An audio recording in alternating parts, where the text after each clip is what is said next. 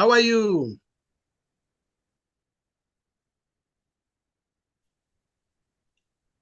I'm very well, thank you. How are you? I'm good, good. Happy to see you. Lorna, how are you? How are you? Hi, I'm well, thank you. Yes, I heard Rona is. I'm very well, thank you. How are you? I'm good, good. Happy to see you. Lorna, how are you? How are you? I'm okay, thank you. Yes, I heard Rona is. I'm very well, thank you. How are you?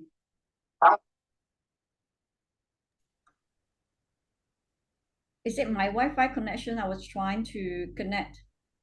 Can you all hear me, see me clearly? Yes. Yes, we can.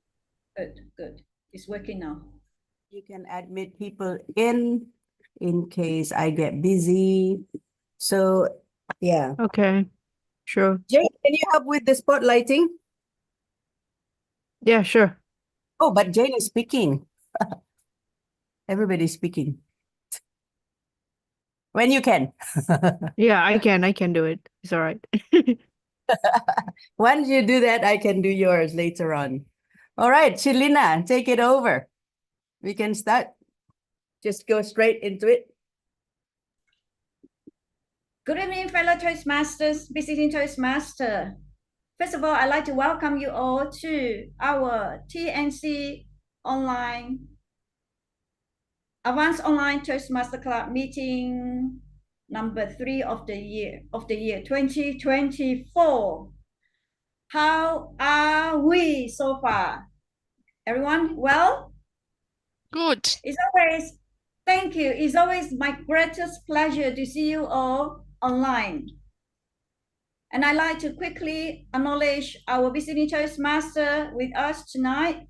Toastmaster Lorna from Cape Town, and also, hello, Lorna. Soon to be. Sorry? Soon to be T&C member. Oh, wow, excellent. Lorna, looking forward to see you coming on board. Thank you so much. Thank you, thank you. And also, welcome back our visiting Toastmaster, Andrew. I think I saw you before, right? Yeah, he's not. He's actually one of the charter members, Helena. Of course, the name sounds so familiar. Welcome back. Thank you, Andrew. Thank you so much. Thank you, thank you. Likewise, our visiting Toastmaster, Ilios. Thank you for joining us again. Always great to see you, Ilios. And Toastmaster Karen Tan. Hello, Karen.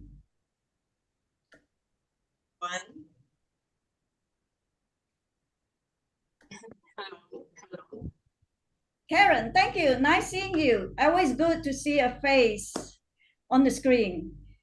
And also, we have a guest here tonight. I am unsure if you're visiting Toastmaster, you are Toastmaster from another club. And we also have our heavyweight champion. I always call him heavyweight champion. Toastmaster DTM 7. Every January is finishing DTM 7. Or actually, today is 1st of February at DTM 7, Eric. Yes? Wow, yes. wow. And also thank you to our timer tonight, DTM On Su Chen, for helping with taking the time. Our center stage speaker, JMO, our members as well. And Helena, good to see you. Welcome back. Haven't seen you for a few times. Sorry, a few meetings. Yeah, it's always nice to see you. Also, I just saw our CGD, District 87 Club Growth Director, Joe, just joined us. Welcome, Joe. And as well as our Area G3 Director, Melita. Welcome, Melita. Welcome. Now, I have covered everyone. There's one person I haven't mentioned, I want to give credit to her. That is our VPA DTM Mirinda Rumi. She helped to put all this together and inform us what's happening in our meeting. So thank you so much to our VPE DTM Miranda. With that, we like to jump because we have a lot in store tonight for us. So we jump into the session right away. Now I'd like to invite our VPE DTM Mirinda Rumi to take over the virtual stage. She is our Toastmaster of the meeting or MC of this meeting tonight. Over to you, Miranda. Thank you, President Shirlina. It is my pleasure to be the Toastmaster and the MC for today. So good morning, good afternoon, and good evening, wherever you happen to be. As team trainers and coaches, welcome again. So welcome to our Toastmasters meeting with the theme today, Beyond Boundaries. So we're going to talk about boundaries and beyond boundaries.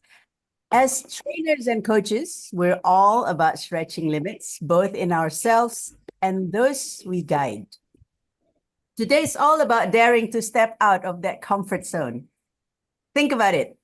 As coaches, we often bump up against walls we've built in our minds. Well, it's time to leap over those walls. Let's inject a bit of daring into our speeches, wherever you get a chance to speak. Spark some fresh thinking in our evaluations, whenever you get called to give evaluation, and lead with a boldness that's contagious. We're here to grow, and that means taking the path less traveled.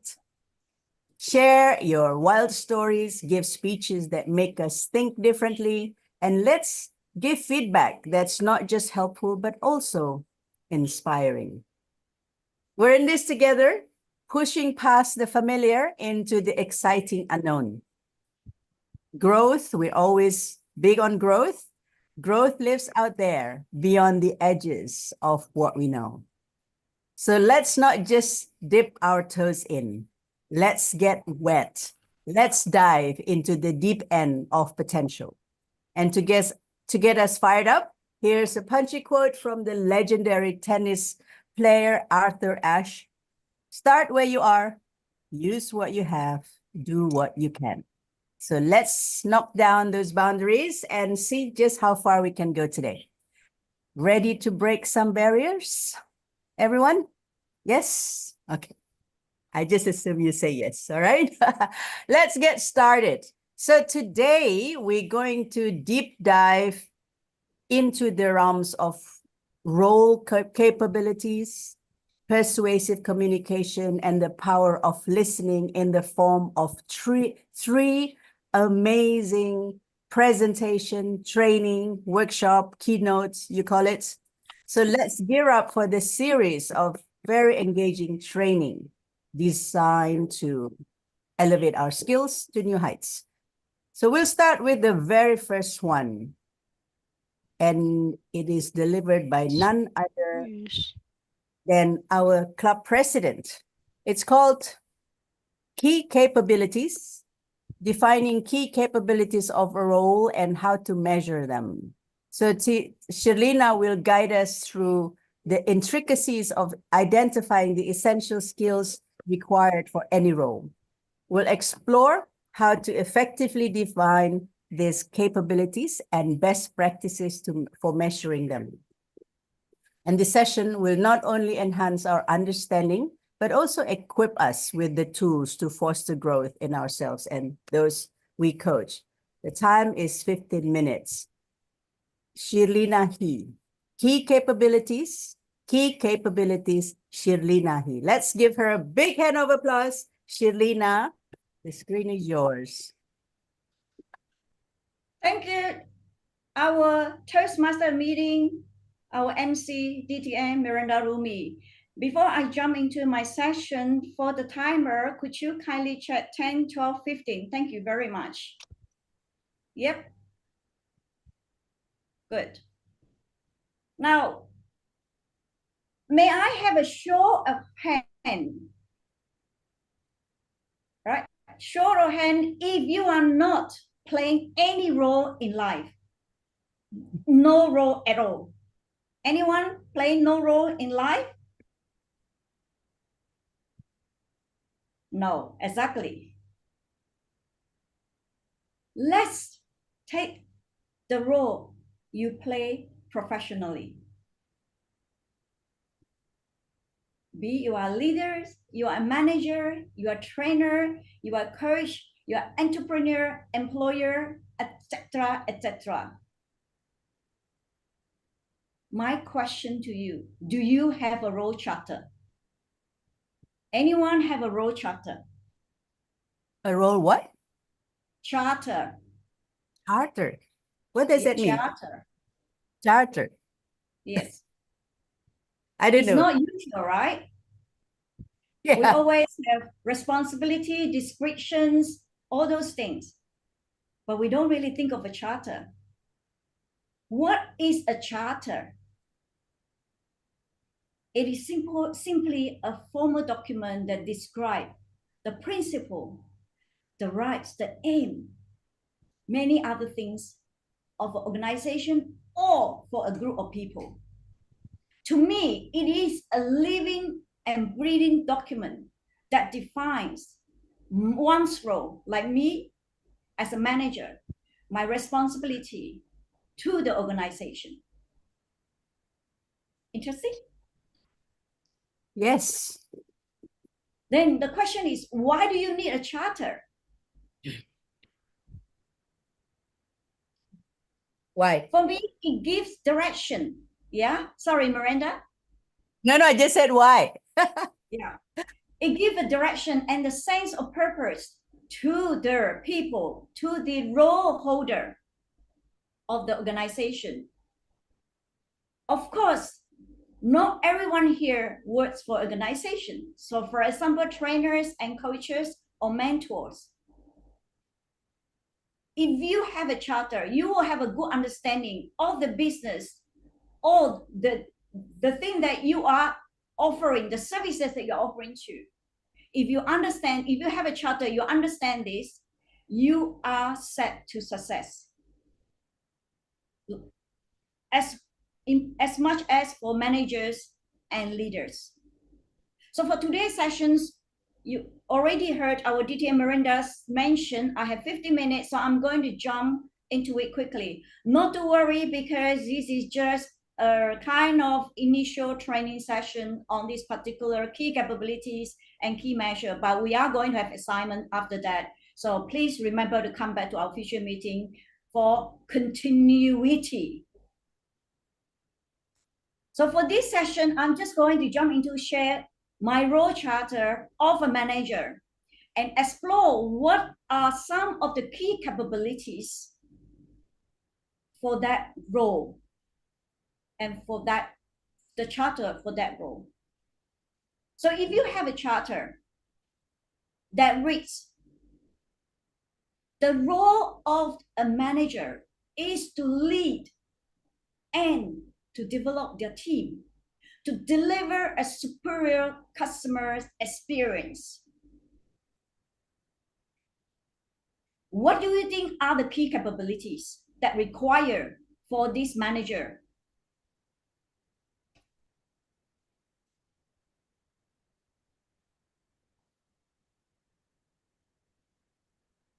Are we supposed to answer that?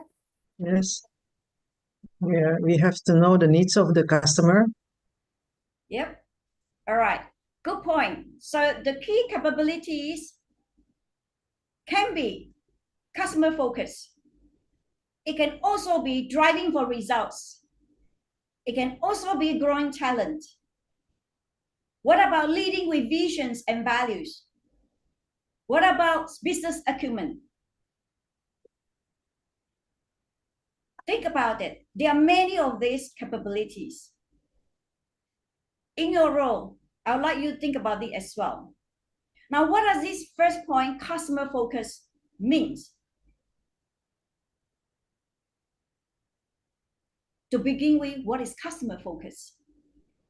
And what does it entail? That is where it comes down to this chapter, how you define this. The customer focus could simply means putting your customers' needs first. Businesses that have these particular capabilities will usually foster a culture that dedicates to enhance customer satisfaction and building stronger customers relationship. Do you agree? Yep. Then what does it mean to the manager? So if you see this charter with these key capabilities, say customer focus, driving the result, growing talent, what does it mean? Then you have to define the expected behaviors of the role holder. Can you think of some of the behaviors?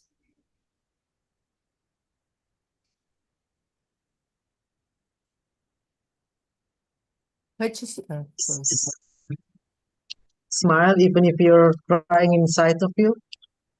Did you say smart? Smile. Smile, smile. Smile, yeah. Smile. Yes, definitely. But when you say smile, what does that mean? Well, it means that when we greet a customer, it's better to make the customer make welcome by giving a good smile.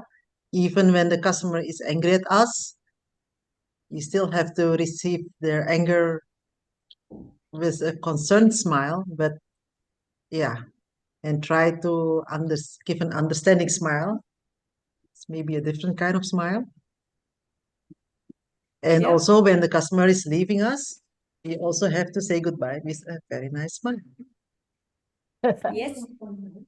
Yes, we are going down to the level of detail, but the behaviors we like to see under this customer focused capability, you would like to see the behavior of someone who possesses of role models belief. Yeah. And that role holder will conduct such belief in a manner consistent with that belief. And also, what about passion in delivering a superior experience? Remember, we were looking for the key capabilities under customer focus. We are talking about these are behaviors. So if someone is not passionate in delivering superior experience, how does it look like for the group, for the organization? Even for the individual who offers services to a third party, to a business, to anyone. What about someone who holds the customer's perspective when making decisions and doing planning? How often do we actually hold the customer's perspective while making decisions?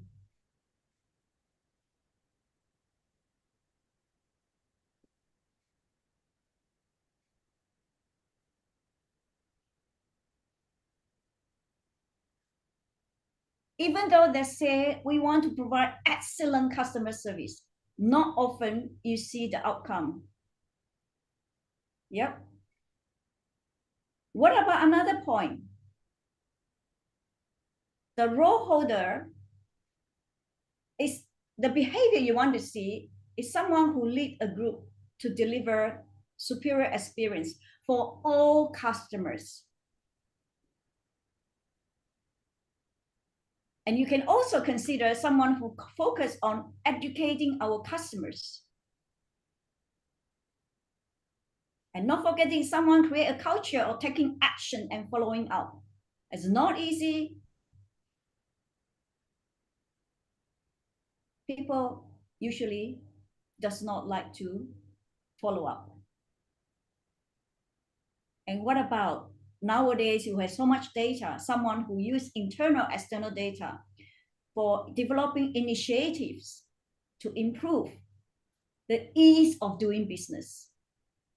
Ease of doing business is one of the key behavior I would like to see if I am the CEO of the company. These are just some of the examples of behavior. So process of role models, belief, passion in delivering, holding the customer's perspective, understanding and leading a group to deliver superior experience, focus on educating our customers, create a culture that take action and follow up.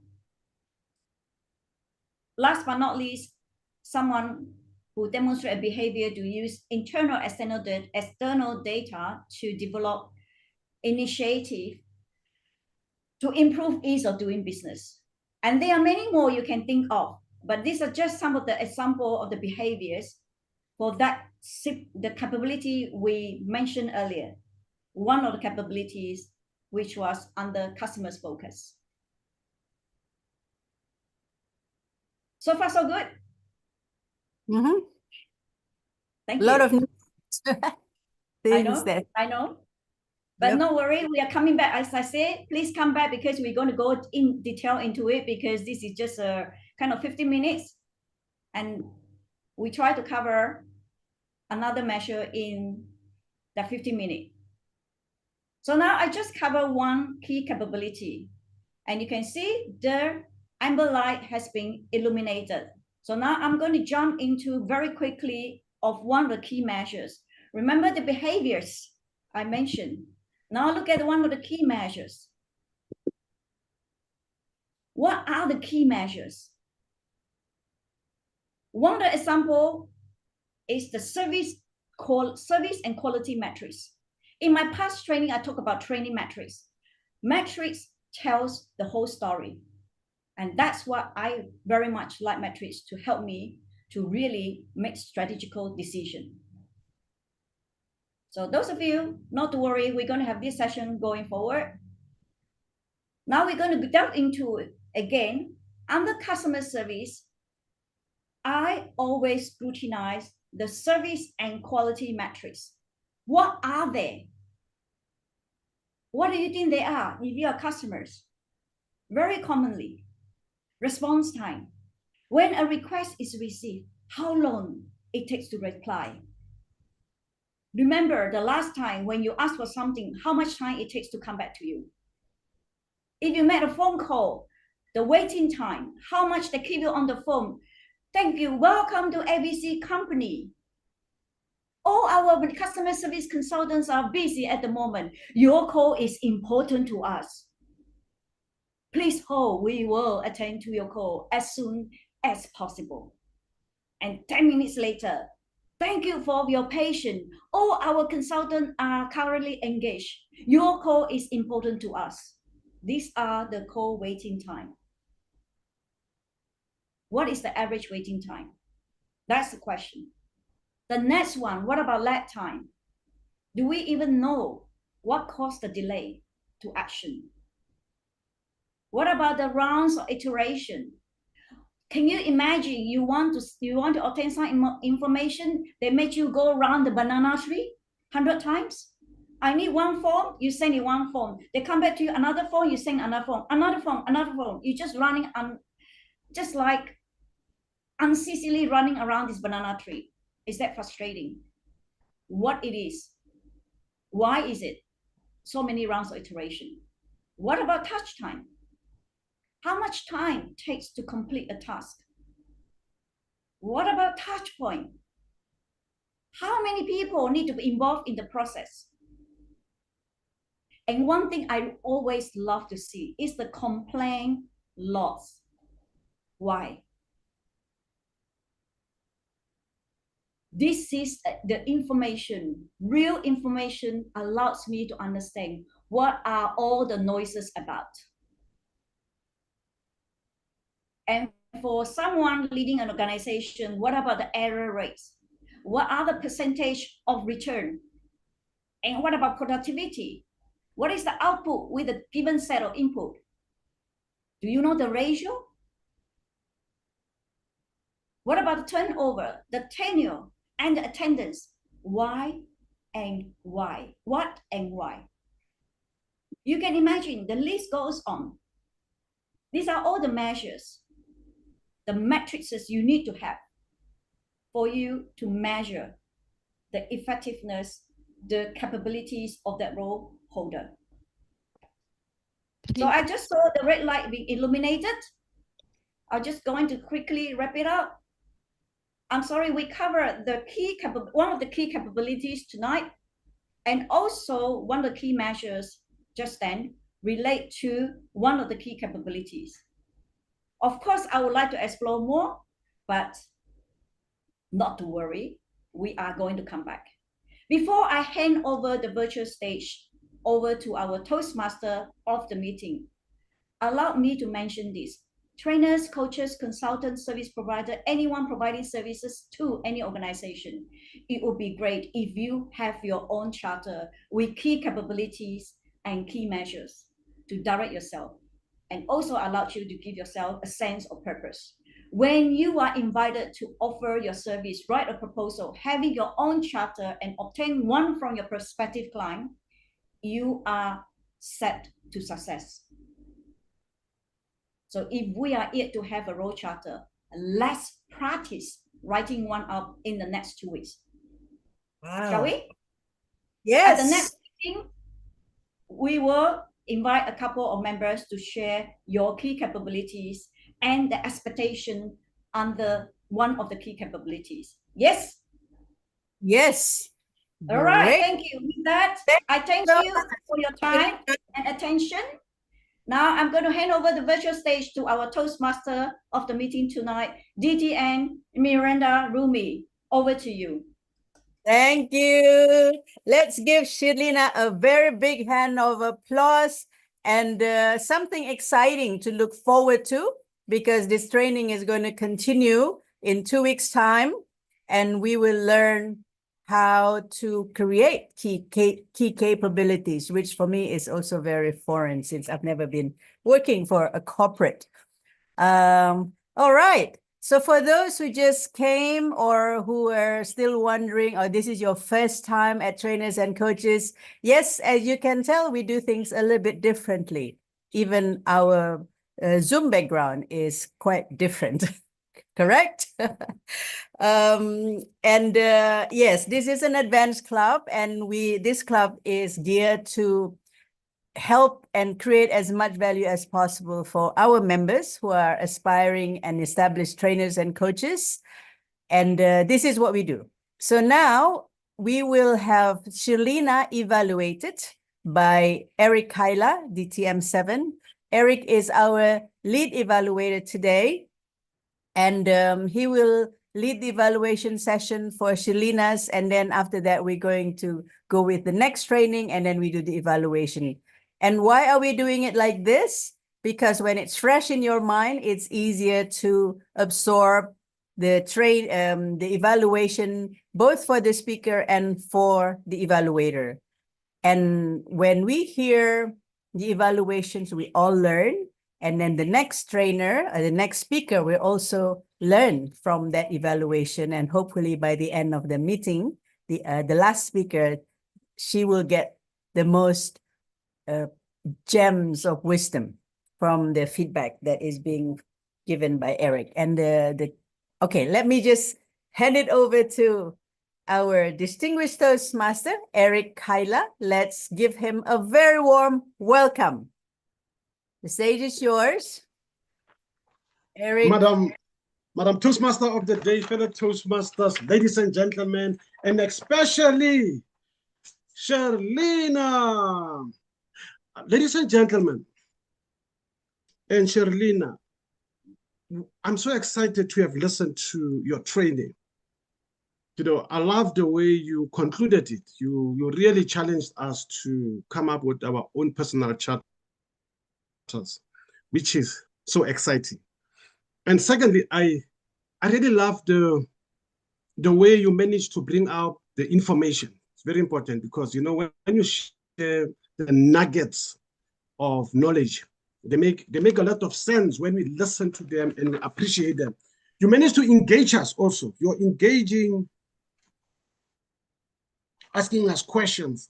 That is very important because it makes us to realize that at least we know something and we need to add more about what we know. So that is for me the takeaway from especially this training. A few things that will help your training to go to another level. Few things. Number one, time management. Number two, questioning. And then number three, preparation. Let's start with time management. Time management is very important. I'm not talking about the red light and whatever. Those ones are they are obvious, they are given. Time management will tell you about the type of introductions that you do. For example, if you start by saying, thank you, everybody, thank you for me to be here. It just eats into your time. We thank no one in Toastmasters. Whenever we start speaking, we thank no one. In fact, I love the way you ask the question. How many of you knows role chatter? How many of you know role chatter? So it makes a lot of sense. The second one, if we go to preparation, which goes with your preparing yourself. Look, when you started, I love the way you started, but there's somewhere where you said to the Toastmaster, my time will be 10, 12, and 15 minutes. Mm-hmm. That's not professional at all. Even myself now, it's not professional to tell Toastmasters that I'll be speaking for 4 minutes. My time is 4 minutes, and then from there after, it will go on. To be professional, you need to tell the timer before you speak, what is your time? How must they time you? So you don't have to tell them during your speech. Secondly, you need to tell the purpose of your training properly to the Toastmaster of the day. So the Toastmaster of the day must introduce your purpose, so that you don't tell us that today I'm going to try to cover this and this and that and that. All those things eat in your time. So when you start with your training, you start with asking the question, and you go into the content, and you go into the questioning. The last part is the questioning. If you ask questions in the middle, especially in such trainings, ask the question, wait for the answer, and give and agree with the answer. If they don't answer the question, try to move on. Don't wait for them to answer. Ask the question. If nobody answers the question, then you can literally tell them, isn't it a customer service? Isn't it the behavior of the customer? Do you agree with me? You know, get people always to say yes to you, to say yes to you, to say yes to you. But if you leave them, they will not say yes, and they will be like, what is he trying to say? Then that gives you a lot of negativity in the process whilst you are trying to make a point. But all in all, look into your questioning, look into your timing, look into your preparation. That once you can get it right, it will change your perspective and your training. It will make your training stronger and much more better. I am still taking up the challenge. I'm going to sit down and do my role chatter and come and present it to you in the next 2 meetings. Thank you so much, Sherlina, for your great presentation. Ladies and gentlemen, I'm going to open up the floor to anyone who wants to add to the evaluation. What did you observe where our speaker can improve? Let me give any person an opportunity. That's it. I can see the hand of Mirinda, please. Yes, mine is very short. I had quite a difficulty following it up because this topic is very foreign to me, something I've never heard before. And I was thinking like, oh, I wish I can, there is the slides so that I can follow or learn these new terms, which was totally foreign to me. So my suggestion is just that, have a slides to Great. explain. Yeah. Thank you. Perfect. Have a slide. It will help. Thank you so much. Next, who wants to take up the last person? This is your last chance to give us an evaluation. Melita is raising her hand. Okay, thank you so much. Continue, please. Melita? Yeah, mine will be super quick as well. I try to answer one of Selena questions and then I raise hand and then Selena continue to explain. And I think it will be great if you give us a directions or informations, please answer in the chat box or whatsoever. So that's why you can follow up the questions and answer from the participants. Thank you. Thank you so much. Thank you so much for the two volunteers. Thank you, Melita. Thank you, Mirinda. So, ladies and gentlemen, that's it. And Sherlina, that's it. We are looking forward for your next training, which will be a continuation of this training. Back to you, our Toastmaster of the day. Thank you, Eric. I'm stopping the recording and I'm going to restart the recording. Okay, so ladies and gentlemen, we just listened to Eric's evaluation of Sherlina. Moving on to our second Power Pack training is Persuasive Power Play, the Art of Persuasive Communication by Suharjo Setio, DTM, who happens to be our Club Growth Director. So we're honored to have him visiting us. And this speech for him is actually a trial because a client asked him to present this presentation for his staff. So distinguished Toastmaster Suharjo Setio will unveil the secrets behind persuasive communication and to prepare to master the artistry of influence as we delve into techniques that can sway opinions and inspire action. By the end of this session, you'll have a toolkit or at least some ways ready to create impactful, persuasive messages in any coaching or training scenario. So let's give a thunderous applause to our next speaker, Suharjo Setio, Distinguished Toastmaster, Persuasive Power Play, Suharjo Setio. Thank you, everybody. So, we'll begin. You can see my slides? Yes, can. All right. Okay, I'm sure that you can hear me. All right, so when I was given this assignment by one of the clients, I was a bit confused actually, because I didn't know why he chose me over a lot of topics, but he chose this topic about persuasive. I thought that I was the least persuasive person.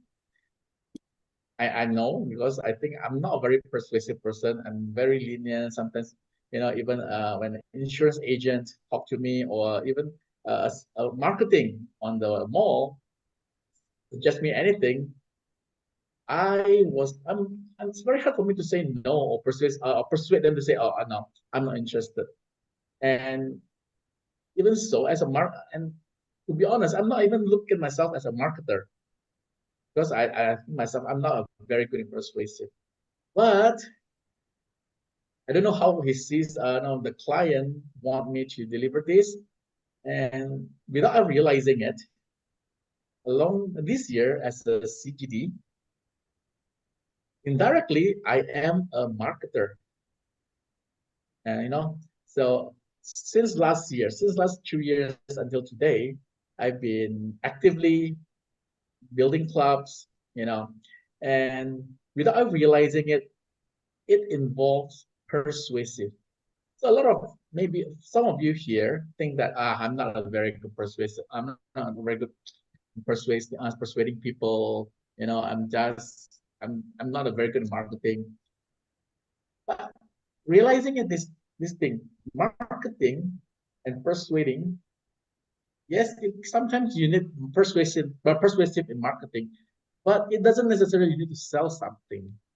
In persuasive, we need to convince somebody, to let them know, this is what I have in my mind, and I want to inspire you. I want to persuade you.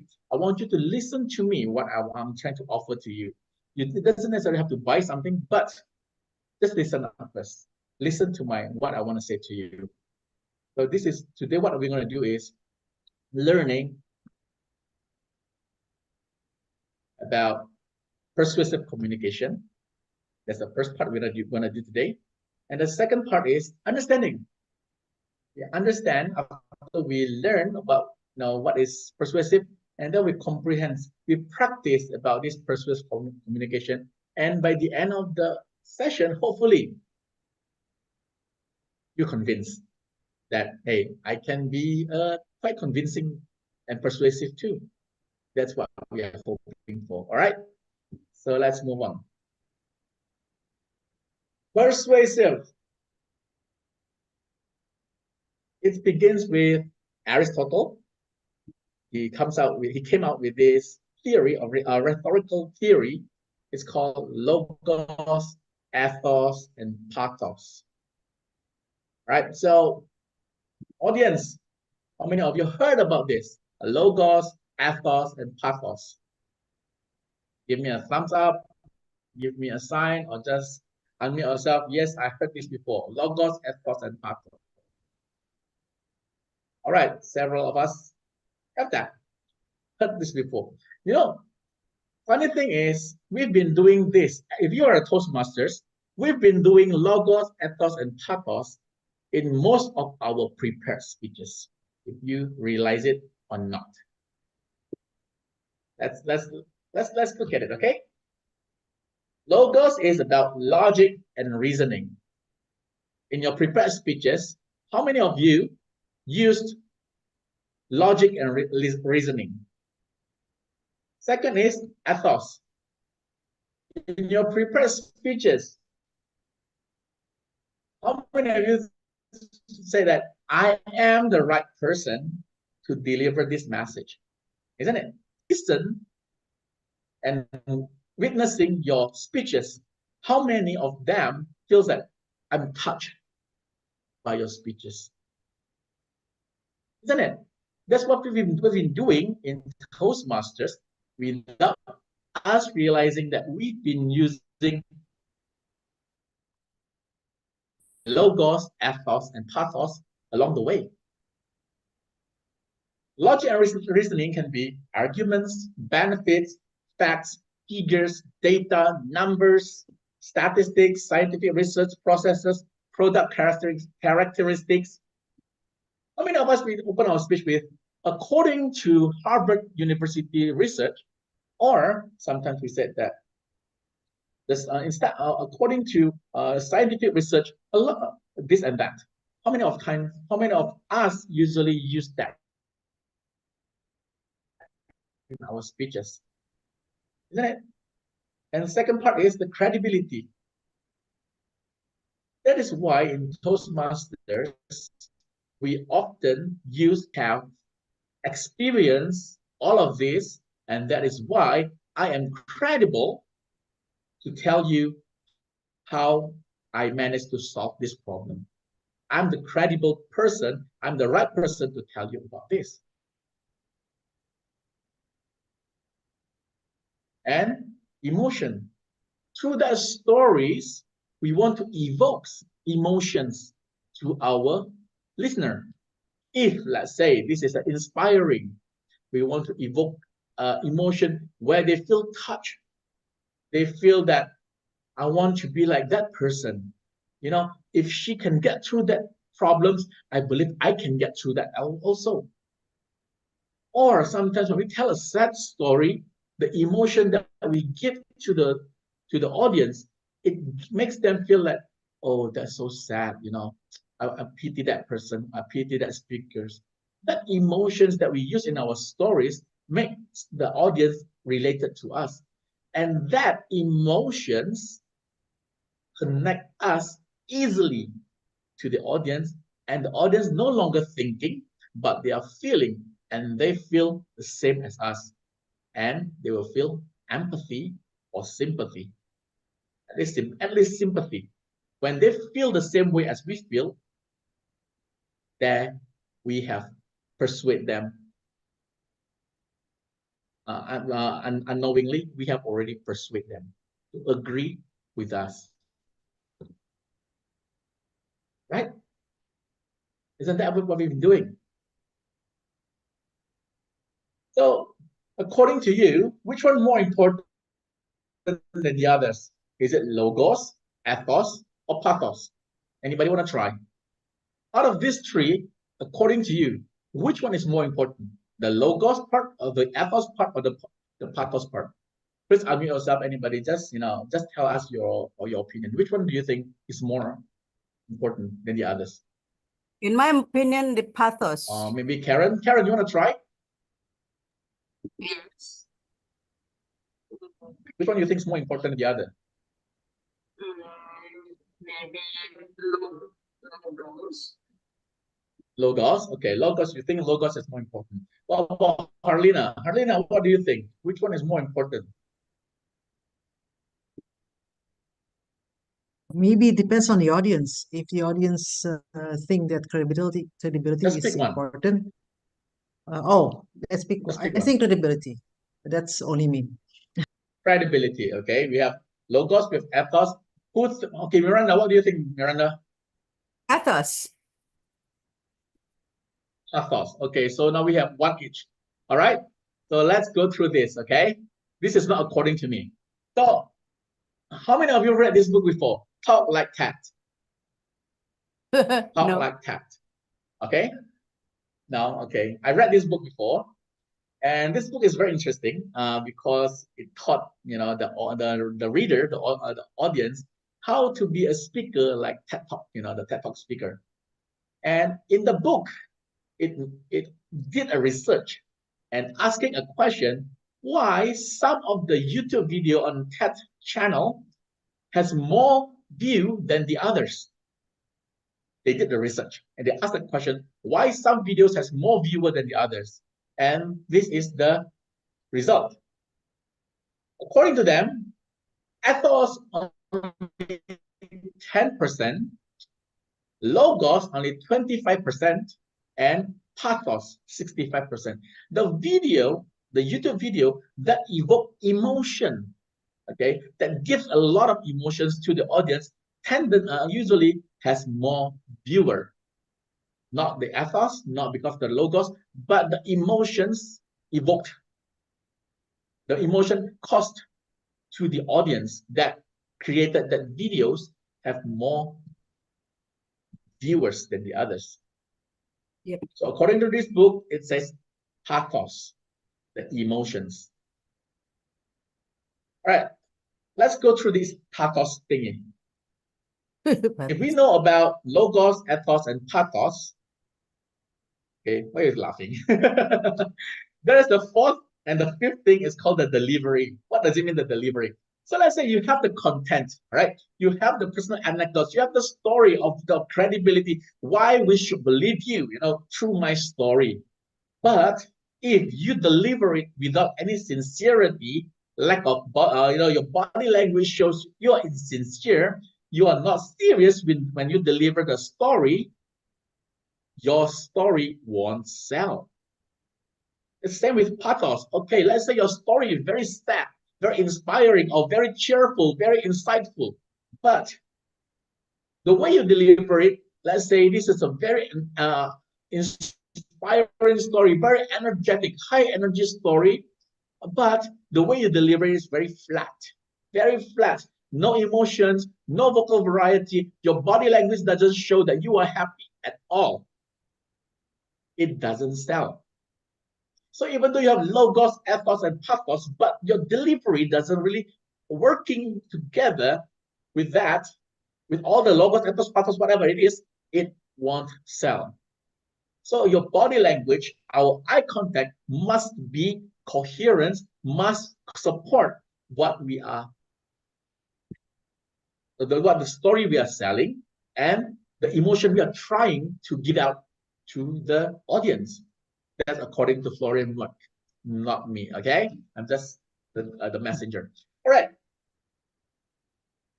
We have to understand the logos, ethos, pathos. We have that. Okay, we have that in written form. We have that material. We have prepared everything nice. But without the body language of vocal variety, we won't have the successful persuasion. And that is why it's important to understand the body language, how we deliver it, our body posture, hand gesture, facial expression, eye contact. Very important in determining does our persuasive really help in selling our argument, our vocal variety, how we speak up. I'm not going to go through this. We are all Toastmasters. I know we've been bombarded and we've learned about this every single time. So I'm not going to go through this. That's why I'm going to skip this. The vocal variety, volume, pitch, pauses, everything that you'll have to use this as a tools to help us in our delivering our pathos and our ethos. Okay, let's do a simple practice here. All right.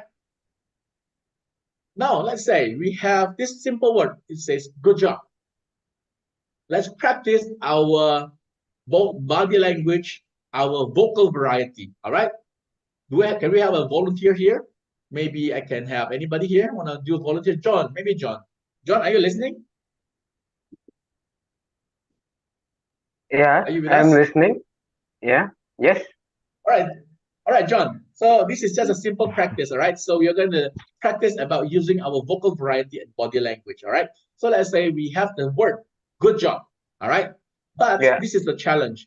I want to challenge you, say this word, but showing this emotion, that it is flat. You don't have any emotion, you have nothing. You just say this good job as flat as possible. All right, can you do that for us? All right. Good job. I say, do it. 1, 2, 3. Good job. Don't smile, John. Okay. Yeah. All Really right. not emotion. Okay. Can we repeat again? Okay. Yeah, Can I repeat again? That's flat. All right. Next, can we have another volunteer? Maybe Mahendra. I see that you just turned on your camera. It seems like you want to try. Mahendra, you want to be our next volunteer? Yeah, sure. Can I say good job or I think it's can you hear me fine? All right, Mahendra, are you there? Yeah. All right, so this is the challenge for you, all right? So this is for you. You say good job, but in excitedly. Say good job excitedly. Show us with your vocal variety and your, and your body language that you are excited to say good job. Joe, you did it a good job. All right. Give a round of applause to Mahendra. Okay, so the body language and the facial expression is just like, okay, good job. All right. So something I'm very excited for the things. For our friends. Next, who want to try? Elias, you want to try? Elias? Or maybe Elias is not there. So, Honey is. here. Honey, you want to? Yeah. Okay, Elias, you're there. Yeah. Okay, Elias, you want to try for this next month?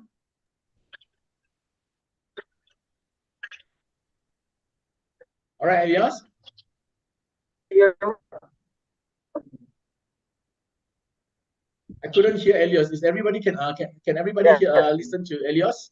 Or all right, Elias, say good job, but you're angry when you say it.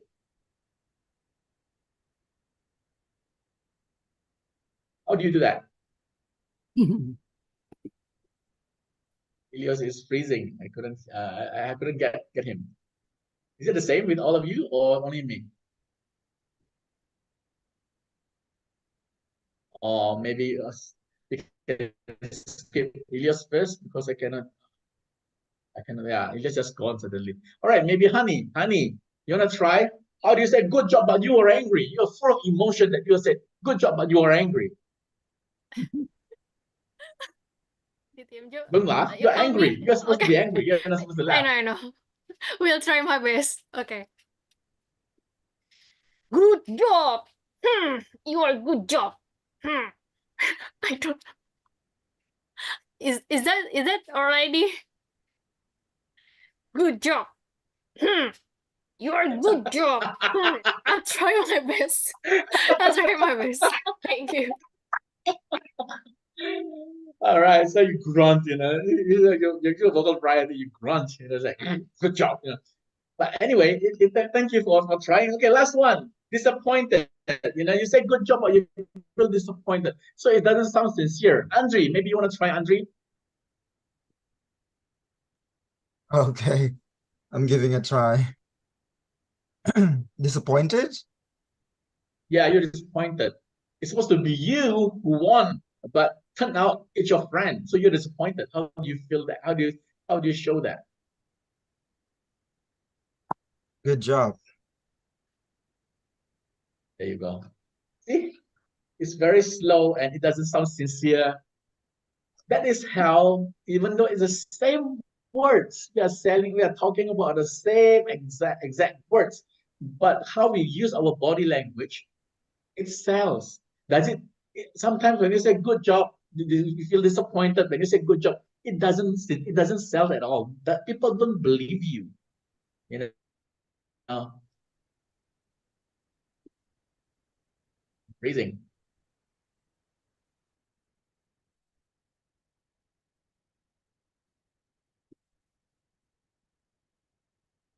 Oops, who's freezing?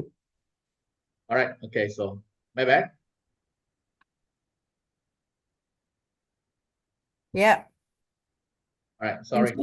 Yeah, the internet is terrible. Okay. Can you hear me now? Yeah. All right. So. All right. So we just did and practice about understanding about the. Can you hear me now? Because my place you guys are freezing.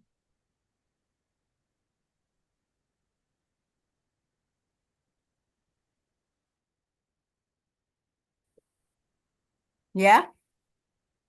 Yeah. Am I back? Am I back? Am I back? Am I back? Yes. All right. Sorry. So sorry.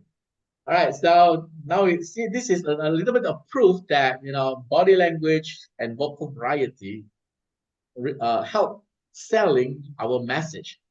The word, the ethos, sorry, the logos, the word itself, or the ethos itself, or the pathos itself, doesn't really matter. But what matters is how we deliver it, how we're going to sell it to our audience. It matters more. All right. Because this is actually a 2-hour session. This is just a 30 minutes. This is just a part of the 30 minutes. I'm not going to do the delivery part, on the 40 minutes part. I'm not going to do that because that's a session for another time. And I believe that is all, basically. That is all for my message for the 20 minutes. For that, any questions?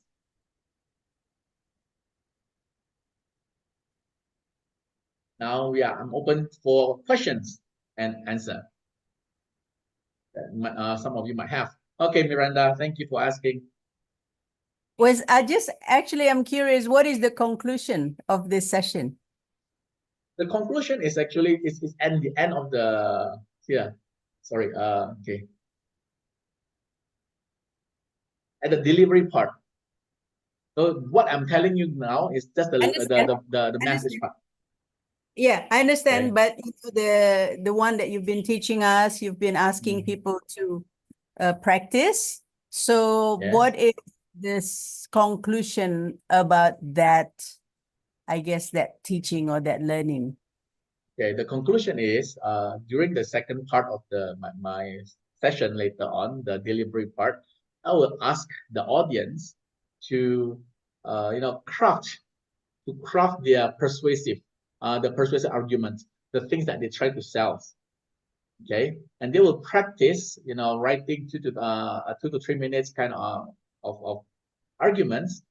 That is just the wording, and then they will deliver it, try to sell it to the audience Not so they practice not only the ethos, the pathos, the logos, but they practice the delivery. So my conclusion is, sometimes you already know the ethos, pathos, and logos. The delivery part is I want my audience to practice that your body language, your vocal varieties also matters. You know, ethos, pathos, logos is quite easy. You can just write anything. You can prepare a very good argument. But I want them to practice them. You know, how you deliver it sincerely. You know, using your pure emotion to deliver the ethos, pathos, and logos. Okay, clear, So Joe. Got yeah, it. it sounds partial, you know, because it's not the whole package. No. I totally understand. I just want that part of conclusion that basically we just learn how to, I guess to like, you know, put the pathos in our delivery. Something like that, right? Okay, Yeah. I'm fine. All right. So is there any more question? If there's no any more question, I'm going to close it. Oh, Andre, Andre is asking a question. Go ahead, Andre. Yes, I have a question to Mr. Joe. Oh, well, you mentioned about the message and also the delivery. In this case, should those two be balanced when you do the presentation? Okay, should it be balanced, or how much is the percentage between the delivery, which contains the logos and ethos, and also the message, which contains the logos and ethos, and also the delivery, which contains the pathos? Should these two be balanced when you deliver the presentation, or how? I mean, can we only just focus on the delivery? How can we give the percentage? Do you get what I mean? Like when you you craft this presentation. All right, thank you, Andre. So there is no such thing as a rule of thumb that this is how many percentage and what the percentage it is.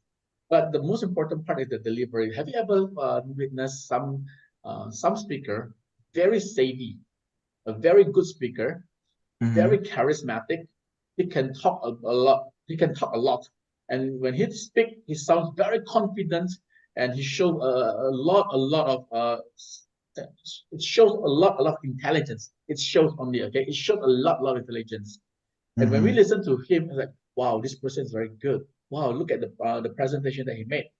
But when we listen carefully,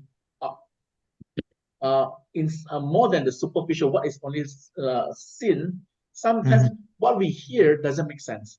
Have you heard that kind of speech before? Yeah. That's why I asked. Yeah. I mean, so that's why that. it's important to if we are a true speaker, okay, the thing that we want to persuade, what are we trying to sell to the audience? What I believe personally is the sincerity. Our emotion, our story, everything has to be sincere to persuade, to make our audience believe that this is I'm trying to tell you. It is true, it is sincere, and this is what I'm going to tell you. So the rest about the logos, ethos, and pathos is just how you package the content. But the delivery itself is totally depend on you. If the ethos and pathos is originally from you, 100% from you, it's sincerely from you, automatically when you tell the story, you will have more sincerity in your body language. Don't you believe? Do you agree? Okay. So in this case, if the delivery itself doesn't need to be too much. I mean, if it's too over flavoring, everything will be it's not going to be good as well, right? So yes, it will be too dramatic.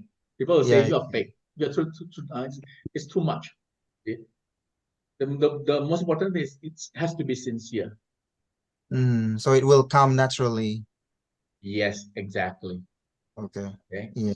Okay. Right. Harlina, I thank you so much, Andre, for asking. All right, Harlina, I saw you want to ask a question too. Yeah, we don't have much time. Yeah, so okay, all right. So okay then. That is the last question. That's to conclude my session. We can talk about it again next time. Thank you so much. I would like to pass it back to our Toastmaster of the meeting. Sama facilitator, Toastmaster Miranda. I was gonna say that Harlina could ask a very, very quick question and a very, very quick answer if it's possible. But it's okay, yeah? I mean, you can take and ask and wait until he comes back. So with that, everybody, we had a very interesting training. And as you can see, we're all learning here. And with that, we already gave distinguished Toastmaster Suharjo Setio a big hand of applause. And now I would like to call back our evaluator and also applause for our evaluator, Eric Kaila, distinguished Toastmaster. Madam Toastmaster, fellow Toastmasters, ladies and gentlemen, and especially Joe. What an exciting presentation, Joe. You know, I listened to it and I really felt persuaded by the way you managed to put down the facts, by the way you managed to put down the information. Well done and congratulations. And I'm excited also the way you have answered the questions. You managed to answer the questions and you have answered them all succinctly. And then the last one is your presentation. They are so good. You know, the outline, it's perfect. You have done it so good. And I really love that you have done a good job when it comes to the outline of your presentations. Thank you, Eric. When I look at your introduction, you managed to tell us more about the background of how it came about that you are going to deliver a persuasive speech, the persuasion power play training. When I listened to it, it was more apologetic. It was more like, I don't know how to train. I am not a trainer. I am not this. I am not that. I would have appreciated if it was a story. Maybe you could have told us a story to introduce us to your background. You know, a story always have this catching a way of getting us to believe you and to believe that you are the most credible person who was chosen to come and deliver the speech, credibility. But if you're apologetic, now we start doubting, are you the real credible person? Are they making a mistake or are they making you a favor? Something like that. So to avoid all those questions, punch a good story and then the story will do the talking. The second part is the wording. I've listened to the whole presentation and I've looked it out and I came to realize there are some wording, especially one wording.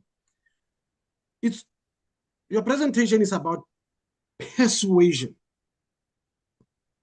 It's not about convincing. These are two words. Persuasion is persuasion. Convincing is convincing. They are not the same. Most people think they are the same. They are not the same. They are not the same. So I'll give an example. You said, who convinced you? Instead of saying, who persuaded you? Because as you have said, we connect heart by heart with the person, sympathy with the person. So who really persuaded you? Now, if you say who convinced you, now that is something different. It's more, it does not filter back to the level of persuasion. It's more at the level of convincing, and it's something totally different. These are the two things that I think if you can look into them, they will take your presentation to another higher level. Let me just quickly add, same applies to your conclusion. Do not just say now it's over, everything is done. No. I will encourage you to look for punching words. Have a punching phrase or sentence that you are going to say that will punch the message home. That even, instead of saying now we are done with training, instead of saying that, look for something to say, ladies and gentlemen, the persuasive power play is a must know, and I'm encouraging you all to master all these skills so that you can become the best persuader in life, if there's such a word. That is how it works. So you you punch it so that everybody must say, yay, wow, come back, let's pay you more money, because you know how to close this thing and punch it. Thank you so much. Thank you so much, Joe. Congratulations and well done. And wishing you all of the best in your upcoming training. So, ladies and gentlemen, I'm opening up the floor. Anyone who wants to add something to the evaluation or who wants to evaluate the whole presentation again? That's it. Do I see your hand, Jane? Lorna? Oh, Lorna. Hi. Thank you very much, Joe. That was so good. I love the slides. I love the much work that was put into it. It's very clear. And what I like is the way that you thought about the exercises that people will do to get to their conclusions and to get to their improving their sales pitches and persuading people. So thank you very much for that. Thank you so much, Lorna. Thank you. All the way from Cape Town. Let's take for Lucy. Lucy Ho. Hi, Eric. Here, Lucy. You want to give a feedback for Suharjo? Or Yeah. I think you just arrived, right? You just came in. Yeah, just 1 minute till door. Sorry, Lucy. Okay, let's give it to Jane. Jane, there you are. Jane, please. Me or Jane Ting? Jane Moore. Oh, all right. Hold on. Well, I think it's a good presentation, with all the slides and all that. But I do believe, if I were to improve the whole presentation, I would choose a much more concise kind of presentation where you don't have to explain what is logos, ethos, pathos, and you just need to go into how do you incorporate all these three and make it a more persuasive. And I think that would be my take. Perfect. Thank you so much. Thank you so much, Jane, for your observation and for your evaluation. Let's give Eric, Marinda. time's Marinda. up already. Oh, good. Thank you so much. Let's give Marinda. Yeah, okay, just very quickly. Is that okay? Or I guess we're... Yeah, quickly. Very quickly. Yes, I found the practice a bit lengthy. It's too repeated. I think that could be shortened, and also maybe the instruction clearer so that people get it instead of having to explain again and again. And then the rest with Eric, the intro was just too long. If it can be concise and punchy. That's it. Thank you. Thank you so much, ladies and gentlemen. That's it, ladies and gentlemen. Thank you so much, and thank you so much, Joe, for the wonderful opportunity. Ladies and gentlemen, I'm handing back the control to Miranda Rumi, our Toastmaster. Thank you, Eric. Thank you so much. I hope you guys enjoyed this evaluation session as well as the trainings. And so now let's move on. We are going to have our table topic session, which will be led by distinguished Toastmaster Halina. And I let Halina explain that. Let's welcome Halina. Hey. Hi, everyone. Good day, everyone. We have listened to wonderful prepared presentations, and this time it is time to challenge your fast thinking skills. And I will actually ask you questions that are related to the two presentations and also to the evaluator of these two presentations. Well, the first question is, I will tell the question, and then you have only 1 to 2 minutes time to respond. Yeah, I will ask the question first. The purpose of a charter for our role is to give us a sense of direction and a sense of purpose of our job. Maybe you can tell us something that can give you a sense of purpose in your work. Who wants to try? The charter is actually for a charter for our role in our work is actually one way to give us a sense of purpose in our work. Can you give an example? Or what other ways can you give some purpose to your work? Who wants to try?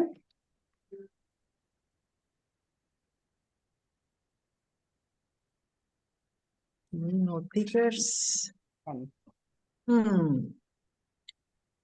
Let I me don't see. answer that. Sorry? Oh, I said I maybe cannot John? answer that one. Okay. Still Maybe like John last wants to try? John Manurung? Where John? Yeah, sure. But can you repeat the question, please? Okay. The So we have yeah. heard from our Thank you. speaker, Helena, that if you make a charter about your role in work, it will give you a sense of purpose in your work. So can you give an example about how a charter can give you sense of purpose, or Yeah. maybe some other things? It doesn't need to be a Okay. charter. It can be something that can give you sense of I got it. purpose. A sense of purpose. Okay. Yeah. Let me try. Yes. Okay.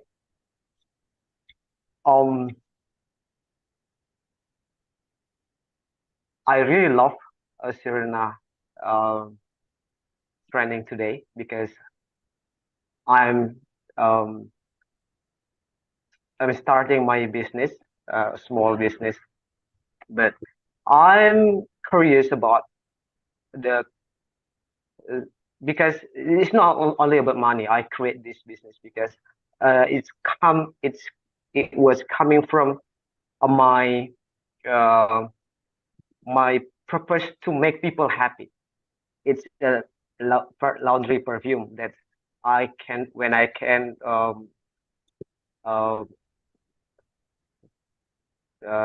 took my laundry to laundry mart and I can smell a good smell and I want people get the happiness that I get, and that's what's coming from. So I want, I got this skill, I got a vision. Yeah, I can make this perfume better than this, and I create that by myself, and I sold it for the first time, and one of laundry owner like it, and I just want to spread it out to other uh, laundry mart to make people happy, and that makes me more happy.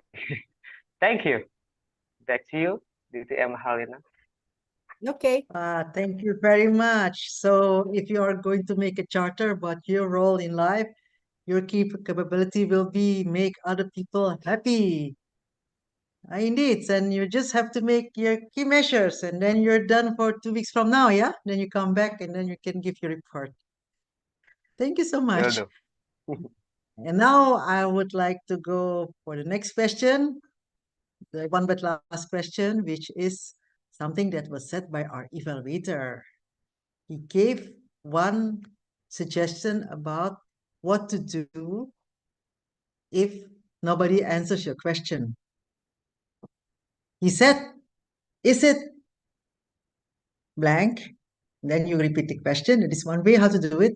But tell us about one time when you also threw a question to the audience And nobody answered.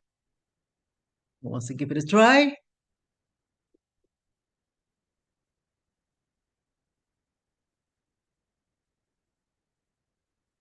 Karen Tan? Oh, sorry, Lorna. Yes, Toastmaster Lorna.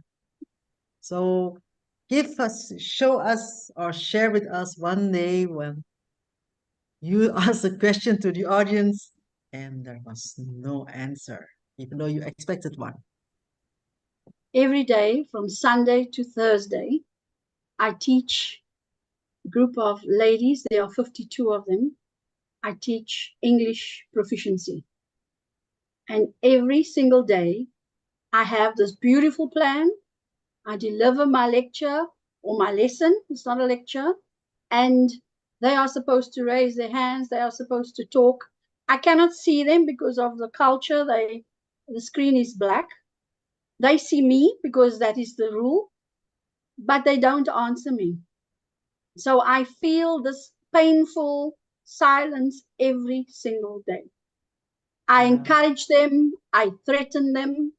I threaten to give 0 for participation because we can't do that. I tell them how wonderful they will speak English if they answer me. I make them see how sad I am, but nothing helps. In this week, I have to give a participation grade. So I've tried to say to them every day, if you answer me today, I will give you a good grade. It does not help. They are not listening to me. I will therefore no longer be saying to them that I'm going to give you a 0 participation grade. I'm just going to give the 0 participation grade because I cannot be asking questions and no one answers me. If this was an informal social thing, I will accept if no one answers me. They have an option not to answer me. But this is an educational event. They're supposed to answer me. So unfortunately, I have to be the bad teacher. And I'm going to say, sorry, ladies, your grade is 0. Back to you, Table Topics Master. All right. Thank you so much. Well, I have to admit, if you teach someone, you really must have nerves of steel, yeah? Cannot always take no for an answer, but that you keep on trying and trying. I really admire you for that. Thank you. So ladies, yes, well done. So ladies and gentlemen, I heard from the timer that is my last participant, and I hope you like my session. And now I would give the floor back to the timer, or timer will put the